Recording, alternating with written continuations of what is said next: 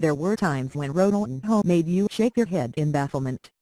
Like on that spring evening in 2005, when he unleashed a famed toe poke at Stamford Bridge with everyone looking on in wonder.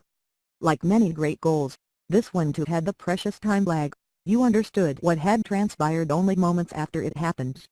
His balletic feints lent an element of sorcery to the goal. The strike was a smack on the face to bring you back from the daze. There are still times when Ronaldinho makes you shake your head in bafflement. In December, there was much speculation that he may run for a seat in Brazil's Senate. The trouble is that he is linked to the far-right Patriota Party, whose leader Jair Bolsonaro has acquired notoriety for his sexist, racist and homophobic remarks. The full set. While Ronaldinho has remained mum over his political aspirations, he has been happy to endorse Bolsonaro's presidential ambitions. The two-time World Footballer of the Year's latest flirtation with life outside football is another illustration of his rather odd decline from the heights he had scaled. When Ronaldinho's retirement was confirmed by his brother and agent Roberto Azzas on Tuesday, there was little celebration of his playing career.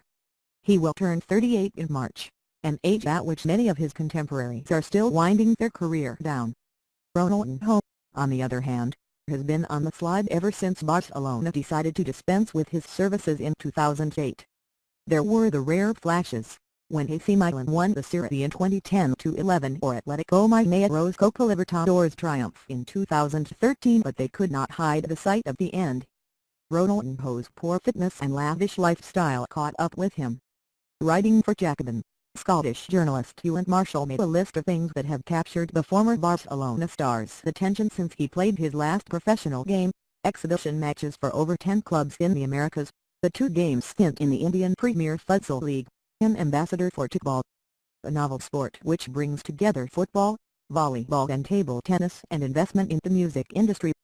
He has also found time for politics now. Professional football has been out of mind and out of sight for a while. For a player who was once, by some distance, the most recognizable star in world football, this represents a stunning change. His working-class roots seem to be a thing of the past, the extravagant riches a far cry from the penury he had to face when his father passed away at the age of 8.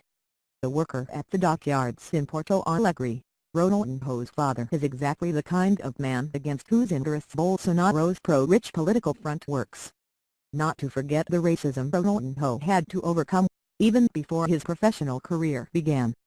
Porto Alegre, the city in the south of Brazil, is overwhelmingly white, and his life in the favela of Vila Nova would have denied him upward social mobility, if not for his footballing genius. While Ronaldinho's father worked as a security guard at the local club Grêmio, the team was also fortunate to discover the talents of him and his brother. Although Roberto Azzas was held back by an injury, the younger sibling went from strength to strength, playing a pivotal role in Brazil's 5th World Cup triumph in 2002. Ronaldinho's star was only going to shine brighter. Frank Rijkaard built his Barcelona side around the playmaker's genius, and the 2006 Champions League title only embellished his redoubtable reputation. However, that was the apogee of his professional career. As low fitness levels finally caught up, Ronaldinho lost the pace and deft movement which had underlined his play. He gained weight and gradually drifted away from the shiny lights of elite football. Ronaldinho's love for football had to make way for other distractions. He was no longer the naive, buck-toothed teenager from Porto Alegre. Sadly, the transformation was not endearing.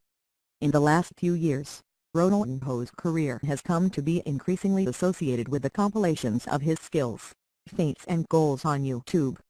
The player who could enchant over 90 minutes has been replaced by a player worthy of 3-minute highlights reels. Ronaldinho's genius lives in memory, just like his protest of racist chants when his Barcelona teammate Samuel Eto'o was targeted. The politician that is Ronaldinho is a far cry from the footballer who could command widespread approval.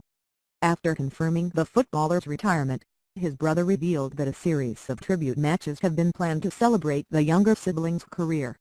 That seems rather curious, for it could be argued that Ronaldinho has been on a tribute parade for a while. Like Mario and his older teammate Ronaldo, the playmaker has made strange choices in the final days of his playing career.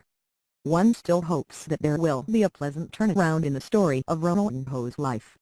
Otherwise, we may just have to keep shaking our head. Baffled, confused and somewhat disappointed,